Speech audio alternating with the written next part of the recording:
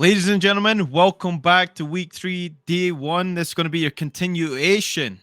FOF Esports tonight. It's Lamb, it's Crims. How we doing tonight, Crims? We excited for another banger in store. Yeah, and I'm interested in getting a taste of the Mythic League here as we have TDE versus EEK. And I think this is actually going to be a important game because this is going to be affecting the standings here as UB did pick up a win. And so that means all teams want to catch up to them and make sure that they're going to get that much needed first slot. Absolutely. And looking at the standings, like you already mentioned, a team that is tied in the first place right now. TDE sitting at the top, also going to be tied, along with SLR, who are in action after this one. But we're going to talk about TDE and E. They later hit us with multiple vowels. Not going to struggle this week, Crims. We're going to be on point with this one. Looking at both of these teams, specifically, we see a lot of interesting champions that they like to take, right? For example, I know in the support role tonight, Antunes, I'm going against Yaxi. One likes to play predominantly those enchanter supports that we also recognize. And then on the flip side, we like a support that likes to go those hard engaged champions, the Thresh, the Blitz, and Leona. What do we think is going to come through in this one? Do you have any predictions and what composition they'll go? Well, it is a bit difficult to say what compositions because I do think that TDE is a decently flexible team and they have many options they can go. Just by playing them last season, Leaves really does like having a farm centric jungler and very ironically does play the Lilia in the team called EEK here. That being said, J4 is on the Rift, so I don't think they're going to go with that. And an Wow. interesting mid pick, Aurelion Sol, going to be here. I do like the response of Seraphine J4 into the Jinx. I think that's going to be really good lockdown and a lot of CC that's going to be tough for the Jinx to avoid here. Antunes does play Thresh, so that'd be one option for them to avoid Jinx's doom. Throw down the lantern outside of the J4 pit and get this Jinx to safety, and then Ultravox will be safe. But Antunes does like playing aggressive supports as you're talking about, and he's not going to shy away from an engaged champion. No, absolutely not. And already you can see that lockdown potential, like you already mentioned, going on to the AD carry. Jinx going to have to play this one. Pretty good in the space, and that flash going to be also important. We see Renata coming through as the third pick for EEK here. So far, lining up pretty good. Seraphine, Jarvan, the Renata there, a lot of utility in this champion kit right now. Aurelion Sol, it's not one that we see too often, Crims. Really, it needs to be played pretty good in order for it to be successful in the game. Yeah, Reliant Soul is an interesting champion. Is that heavy roaming style does have a lot of AoE to clear the wave with very minimal mana expenditure there. But the short range in lane is basically the weakness of Aurelion Soul.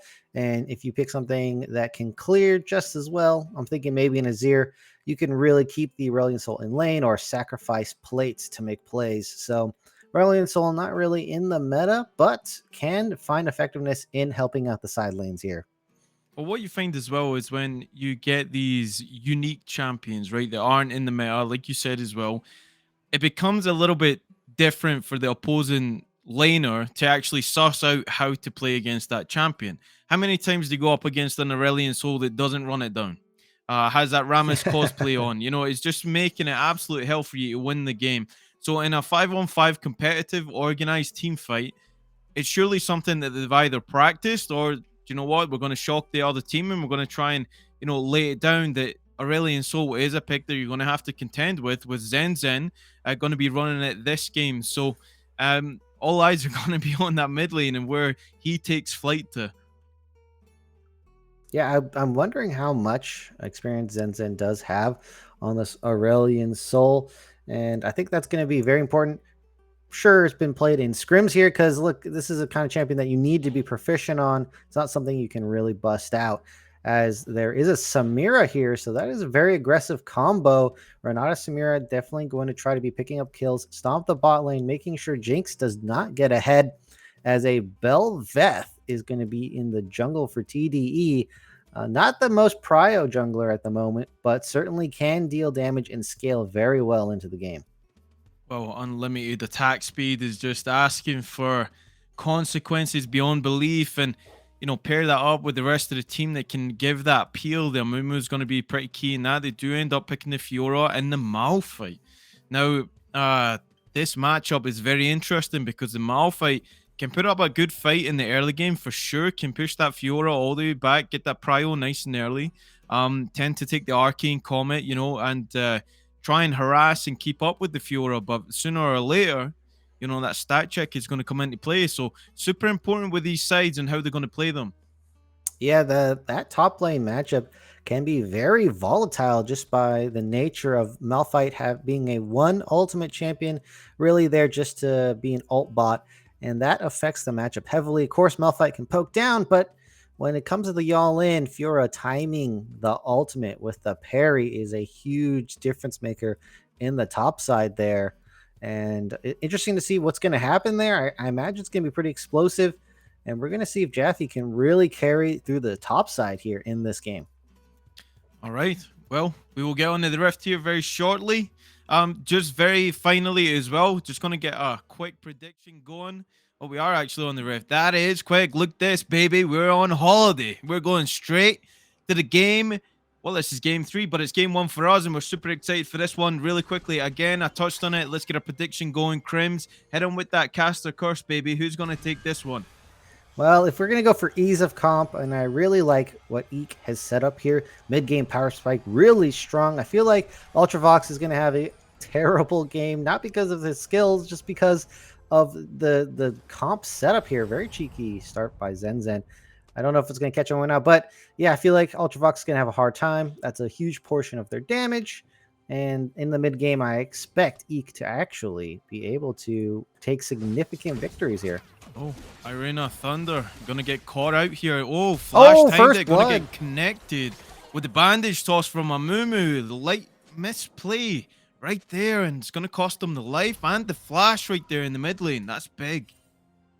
Yeah, that is an interesting play here. So they did go for that cheeky mid kill attempt, and now Irena Thunder is just caught out on the side.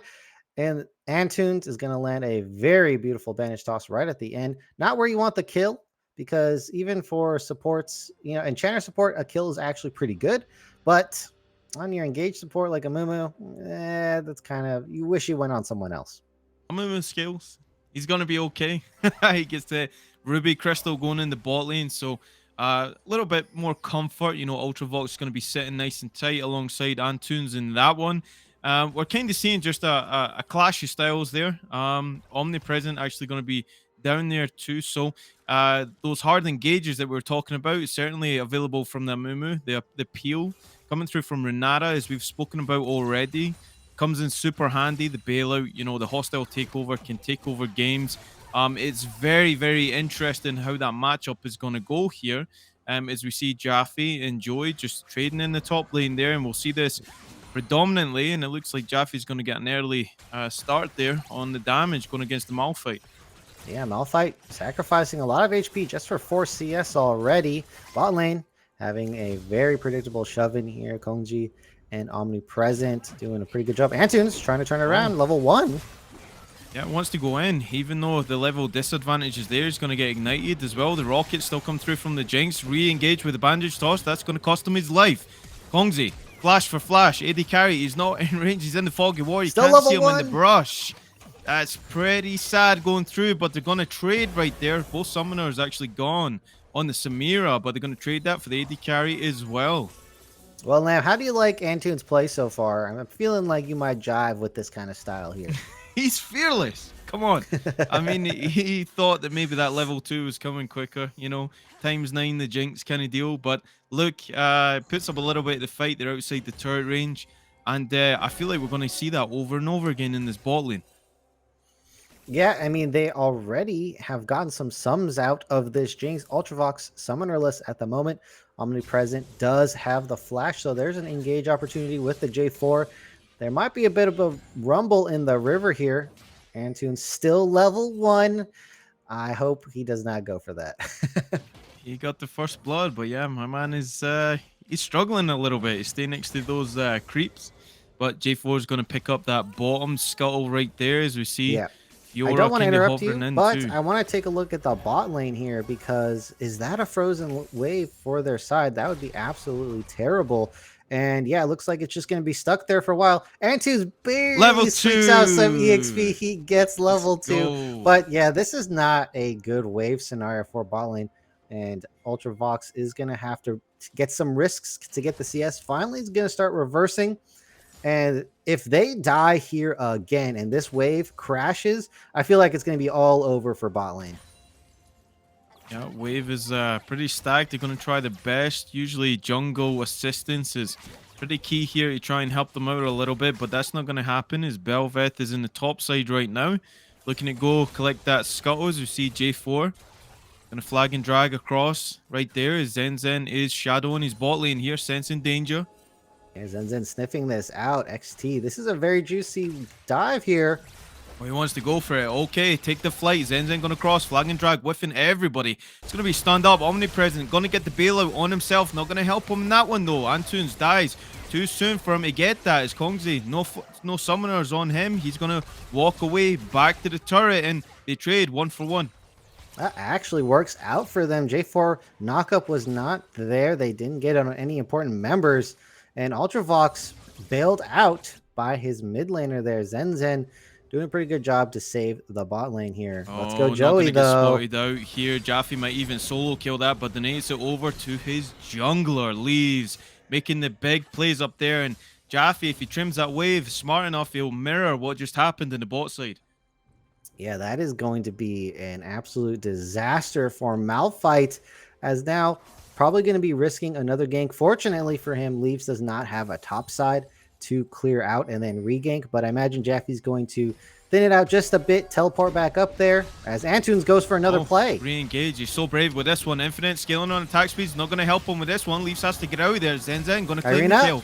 Going to trade another one over. XD walking it out. Leaves Antunes against the big man, J4. Oh, here comes Joey as well. Seismic Shard's going to select the kill on Leaves as Antunes. He's trying his damnedest to get that kill, but it's not going to come through, and he donates another kill over. Oh, never mind. I thought it was so close. That the HP bar is slowly going down, and Antunes level 3 going for these kills, insane dives already. Gotta love it. Fearless, as you were talking about.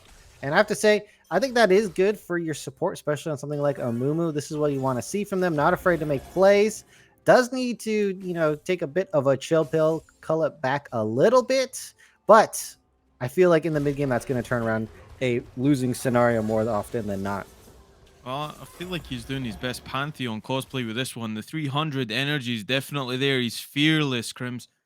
Yeah, and I think the problem is they don't get that final burst to Irina Thunder here, and forces Zen to overcommit and then takes a turret shot as well. And then just the timing from Let's Go Joey just coming back from base here, enough to help to get the kill on Leaves. And then Amumu level 3 as support as well. Doesn't have enough damage, and that health bar, it must have been a sub 50 HP there.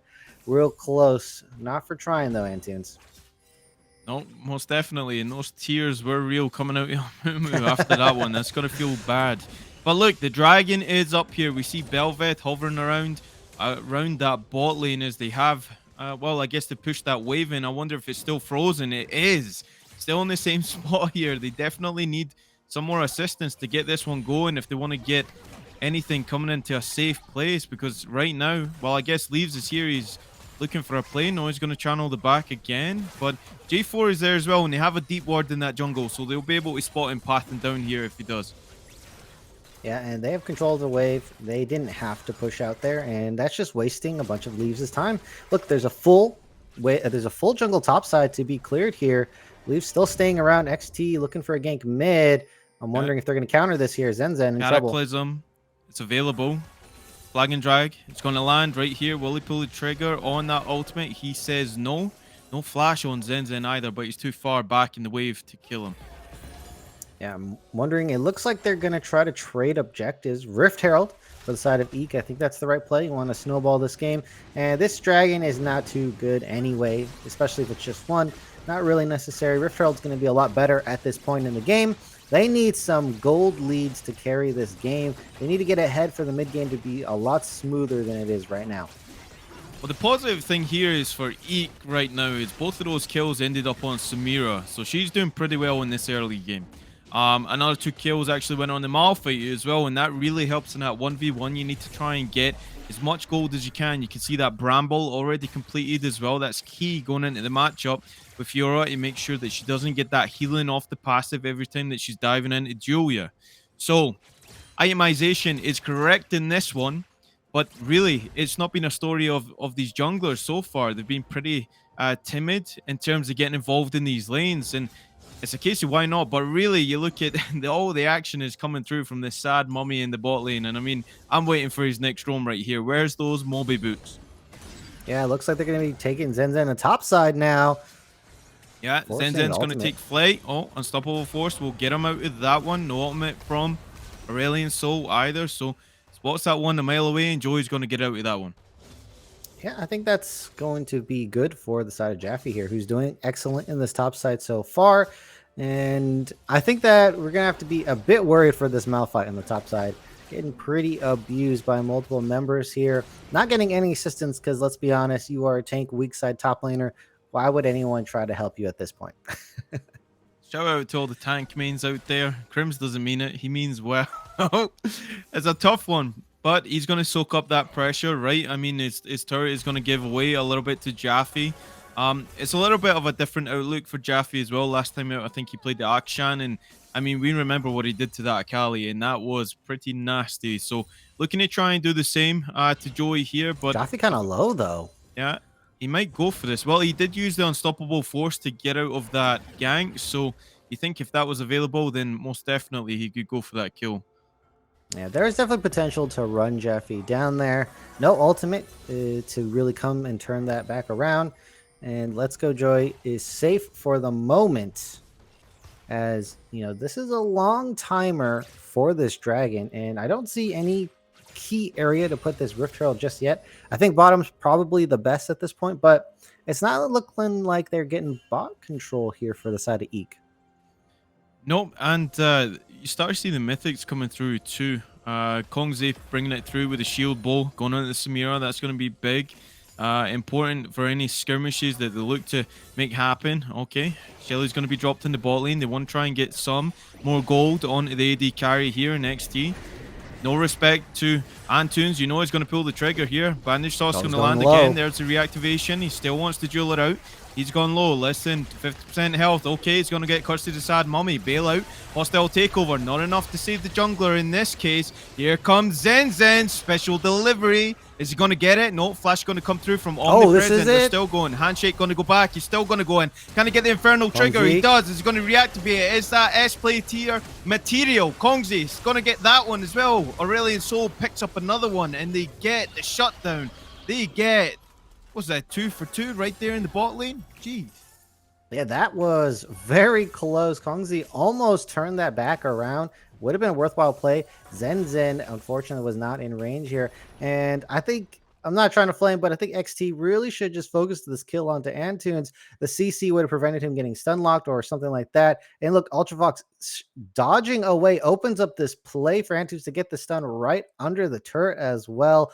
And the hostile takeover doesn't do much. Zen Zen comes on the side here. Now we got to take a look at Kongzi going in, notices low health members, has the Infernal Trigger fully stacked, is moving around, dashing through, tries to finish off Ultravox, and then ends up taking too much damage in the process and leaves activating the ultimate around that fight, picking up a lot of power. And look at this, leaves 3-1 and 3, has that first Mythic already, Kraken Slayer. This is going to be a huge power spike for Leaves here, and this could potentially leave them an option to take over the game, especially at this next dragon. Well, we did put question marks down on the Aurelion Soul, and Zen Zen is delivering right now. Hasn't really put a foot wrong in this one. He's been up the top, he's been in the bot. They're looking for those side roams, and they're playing around that win condition they have in the mid lane. But look at this. We're seeing EEK 3-man strong in the bot side again. They're desperate to get this turret down. And it looks like they'll get it here, Crims, without an answer. Oh, hold on. Zen Zen's roaming here, though. Yeah, Arena Thunder is aware, and this is going to be a 4v4 down here. Yeah, they want it. Cataclysm going to go on the Ultra Vox. No summoners available. Curse's Sad Mummy is going to delay his death. Oh, it's going to get the Samira instead. Hostile takeover. Turn them against each other for just a minute. Encore going to come through. XD is still going to fall. Omnipresent going as well. But Antu's just relentless with these bandage tosses. Is Ultra Vox running down the lane. He's getting hyper. They're not going to get anything else. Irenia Thunder going to sit underneath the turret and ask, where did my team go? Yeah, they got deleted by Antunes and Ultravox there. The Sad Mummy, that curse really shutting down Kongzi. Samira unable to move her best defense against a lot of champions and was just absolutely blown up. And that's just where the real power of the 4v4 is for the side of EEK. And with that champion being bursted right in the beginning, there's no way to turn that around. Well, look, the Jinx didn't have a Mythic for that team fight either, so they were at a distinct disadvantage. That doesn't stop Antunes from forcing his hand. And I mean, we've seen him making the plays all game. This man is on MVP status as this game is approaching the 15-minute mark, and we've already seen 17 kills in this one. It looks like they're going to be aiming for this next Rift Herald here. Multiple members in the top side support and 80 carry here. And they want to make sure this next Rift goes their way. Zenzen and Leaves might be caught in a trap. The wraparound, cheeky play from the side of EEK here. Well, they do see him. Doesn't have the hostile takeover. Oh, they're going to teleport as well. Okay, engage already on to Renata. She's dead. She's gone. No hostile takeover that one. Unstoppable force going to go on to multiple. Kongzi in the middle of it. Teleport's going to come in for backup. But look at the resets. Look at the broken infinite attack speed champion as Leaves takes over that team fight with a quadra kill. And they're going to get Shelly as well. Absolute stomp right there. Omnipresent didn't have the hostile takeover, gets caught out as well, trying to bait a little too hard, didn't pay attention to the top side as well. And then Let's Go Joy kind of forced to go in a bit too early, leaving Samira not available to get an amazing ult off here. Yet here it is. They have Omnipresent surrounded, no hostile takeover. Bailout just going to stall for a little bit. Let's Go Joy forced to go in. Antunes again, stopping Samira in her tracks. No Infernal Trigger being spent here. That means not enough damage. Leaves popping off, getting multiple resets here. Arena Thunder is here, but late. And guess what? This was a 4v5, no 80 carry. We're going to come back. We're back in the thick of it. Oh no, we're back again. Encore gonna go through. Where did the team go again? Wait, Zenzen. I'm looking through my binoculars. I don't see them. Zenzen delivering a special one. Oh, he's gonna stun up Renata again on the gray screen simulator. Kongzi, Omnipresent, they're falling as soon as they get back up here, and they're flying away with this game. Yeah, Zenzen making multiple roams on the map has been all over. Get him some extra flyer miles here, as unfortunately Arena's Seraphine is not able to hold him in lane at all. And now Zenzen with free roam has basically any angle that he wants to take over this game, using it very wisely here. This mid-jungle duo is looking real strong yet again. Oh, there's a reason they call it Endless Banquet, and that's exactly what Belveth, I mean, look at that. Oh my God. Joey just getting Muhammad Ali up in the top lane there. He's going to be sent packing without the ultimate as well. We kind of look at the gold lead right now, Crims. You know, it's about 5,000 gold in favor of TDE. They're looking pretty good in this one. We questioned the unique pick. The Aurelian Soul is really making a difference in this one. Yeah, that Aurelian has come to multiple lanes to bail them out as well. Talking about Ultravox in the bot side. And just these angles, these flanks, EEK cannot handle them at this moment.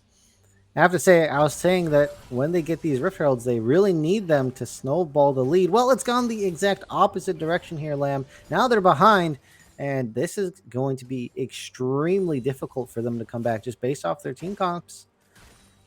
Look at this. Fiora is 006. She's one away from being that man, 007. But it's Fiora, so it's not a man. But we're going to go past that. Look, there's still an opportunity in this game. You know, never say never. EEK definitely have the capabilities to take over the team fight. The Samira is there. It has to be said that Zenzen in these team fights as well, the spacing has been immaculate. The ultimate to push the Renata, just delete her off the passive, was astonishing in that last one, as well as several other times that he has actually been involved in these team fights. So you need to peel it back a little bit. That Cataclysm, instead of using it proactively, maybe defensively, wait and try and peel for the rest of your team. Let Ultravox try and get a little bit more farm, some more gold into the Jinx. The Jinx is a hyper carry. Start playing. Actually, that's on the opposite team. I beg your pardon. It's going to be the Samira that you're going to funnel it into. I'm looking at back to back. But look, it's always there for that coin flip, and it's just if they can Oh, get they're the going right in. angles. Yeah, okay. Flag and drag. Might have spoken too soon here. They are going to get the encore to stun up everybody. Hostile takeover. Going to delay it a little bit as well. Zenzen going to connect to Renata. We've seen that before already. His leaves just on the backside. 1v1 in the Mal fight, just taking over everything. They're just wiped off the board before you can even see them go. That team fight was not even close. Let's look at that again. Antunes gets another big ultimate in the back. They try to get on leaves, but is able to tank out with the damage reduction here. Multiple members in the backline falling. Ultravox picking up the kill. Last member, let's go Joey. Unfortunately, can't do much at this state of the team fight. Goes down again. Not even 20 minutes in, 22 kills for the side of TDE. They're absolutely running over this game. 3 dragons, and I imagine a Baron might be coming up next. Jinx gonna flash away from the J4 flag and drag, and that's as good as it gets right there. Like you already touched on, it looks like you picked up the dragon, these 3 objectives. Why not? You're in full control of the game right now. This Baron is about to be spawned, and you can bet your life that's going to be the next focus of the next team fight. Yeah, and I'm having a hard time finding an angle for EEK to win this game. It's going to be tough, but I think they're going to have to catch out around 3 members of the side of TDE and use their Wombo combo to secure an early team fight victory there. And that is no easy task, Clem. Absolutely not. You've seen the itemization coming through. Belveth already on 3 items strong. 20 minutes into the game. Insanely fed. I mean, as soon as it gets going, it's going to be so hard to even try and shut down this champion. They tried in the last team fight there. They couldn't get enough damage. I'm going for that one, but it looks like they will start up this Baron here. They're in full control. Really, it's a Hail Mary play if you can get over there for XT, but will he get over there in time? Let's see. They will see him. Antunes waiting in the brush. Try and delay it. Yeah, it looks like they're going to go for a fight here instead. Zenzen going over the wall. Antunes on the side. Well, Zenzen's abandoned the dragon as well. He's going to catch the Renata. There goes the bandage toss as well. Omnipresent gets the bailout. Ultimate coming through. Oh, there's ultimate from Renata, but Belveth still gets the Baron. Oh, he's going to kill Joey as well. Desperation not going to land as Zenzen's chopping down Irina. Thunder going to collect the triple kill, going over to the Jinx. And Jaffe, he wasn't even there for the whole team fight. Yeah, Jeffy was not even there, as well as a Samira, which is a huge factor. They're going to go ahead and get the instant engage on Omnipresent. Hostile Takeover is going to get some members, but not key members in this fight here. Arena Thunder not going to be able to do much damage. XT tries to cleverly go over the wall, but unfortunately Leaves does secure it. And, well, we're just going to cut back to TDE winning the game. Yeah, Nexus turret number 1 going to go down here. XT needs to try and defend it. Cataclysm goes down on 2. Kongzi just instantly deleted. No assist coming through. Going to fall as well. XT going to join that queue straight to the grey screen. Anybody else want a taste of this? I don't think so. They're going to end the game, and TDE putting on a show in front of EEK in this one. Yeah, that was a quick one. 22 minutes and 16 seconds in, picking up a victory at a 17K gold lead off the back of Zenzen and Leaves' play in that series. I gotta hand it to them. They controlled the map together very well, roaming to the bot lane predominantly and shutting down Samira from Kongzi there. And man, that was excellent play. I think they knew exactly what they wanted to do to win this game. Make sure that they're covering for Ultravox as well. Didn't get slammed in the bot lane, as well as picking up a ton of kills and power in the map. And they don't beat around the bush, Lamb, because they won straight away as soon as they had control of that game. No, absolutely. I mean, you come up against a stubborn support, right? It has to be said. Antunes, we were joshing him throughout that early game. He was running around and he's only level 1. The strategic level 2 in the brush was fantastic, and really he snowballed himself that whole game. So do you know what? We're going to get an interview coming through from the winning team just after the short break as well, and we will catch you guys after that one.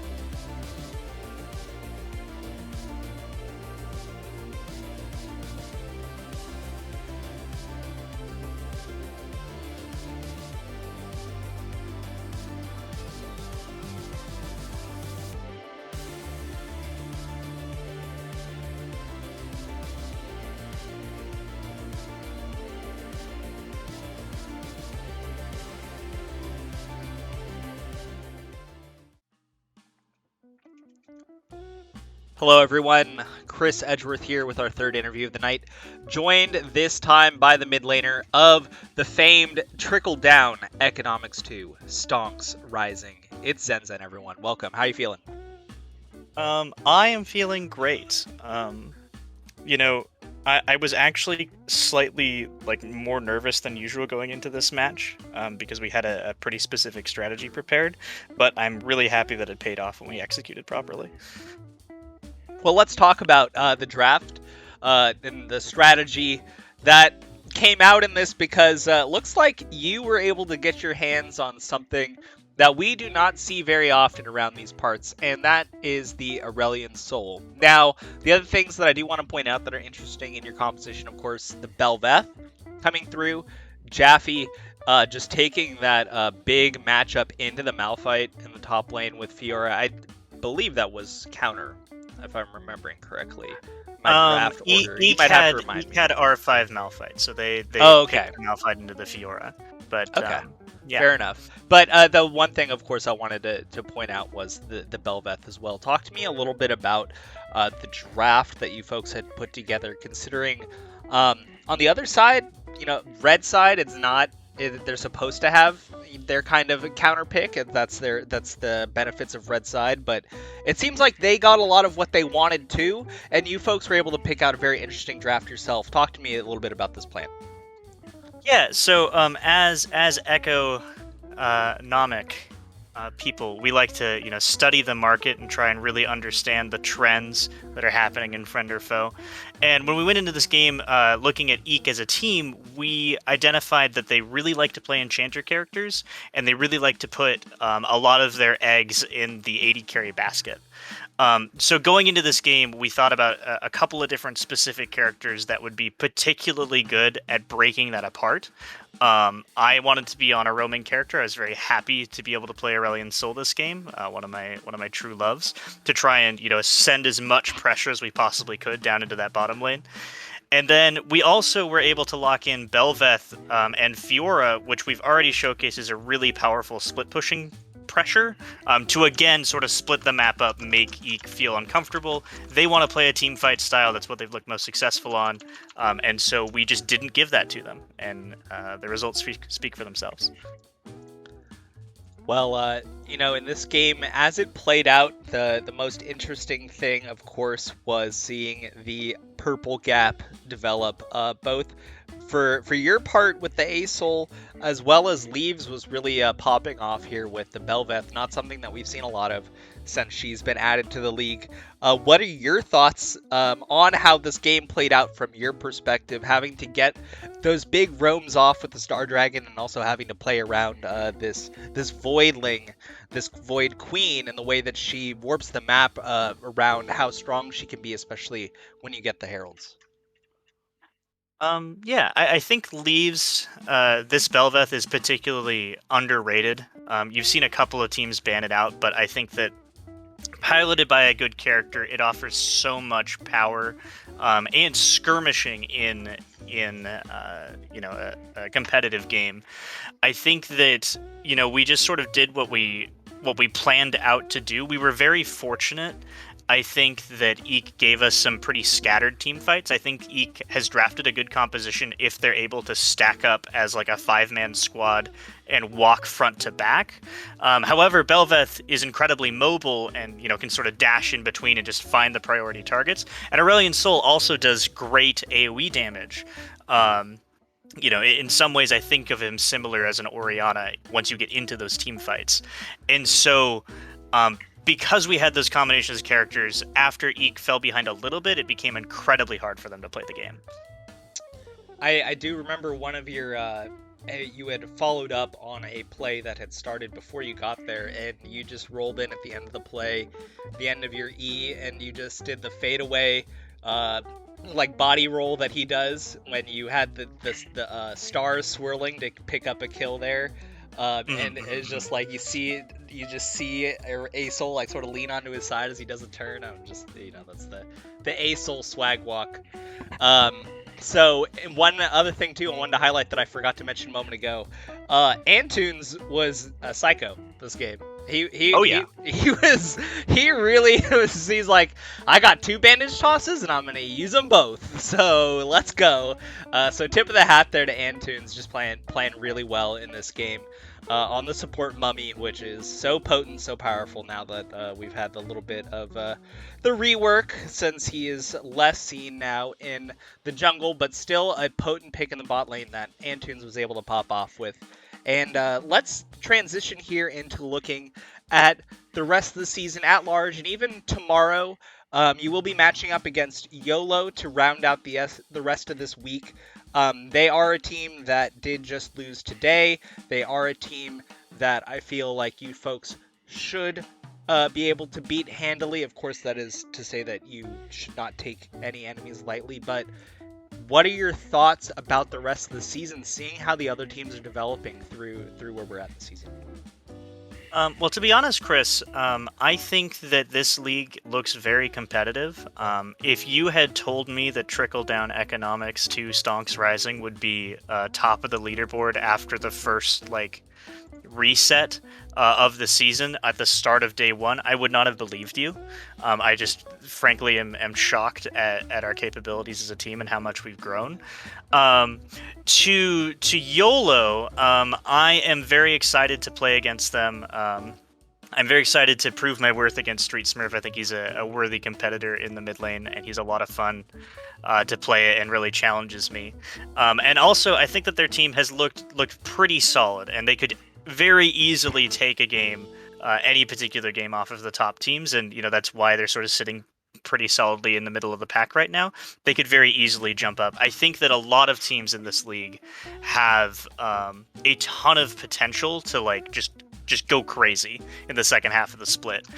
So I'm not trying to take any team lightly. I think everyone still has decent shots, particularly as we transition to the second half and move towards playoffs. All right. Well, Zenzen, thank you so much for joining us for this interview. Before we step away, as always, your opportunity for any final thoughts. My team is really cool, and I like them a lot, and I'm very glad that I get to play with them every week. So thanks. Hell yeah. Well, folks, that's game 3 in the bag. We have one more matchup coming up next. It is the fated showdown between Rex Regalis and Super Late Reveal. We'll be back with game 4 of Mythic coming up next.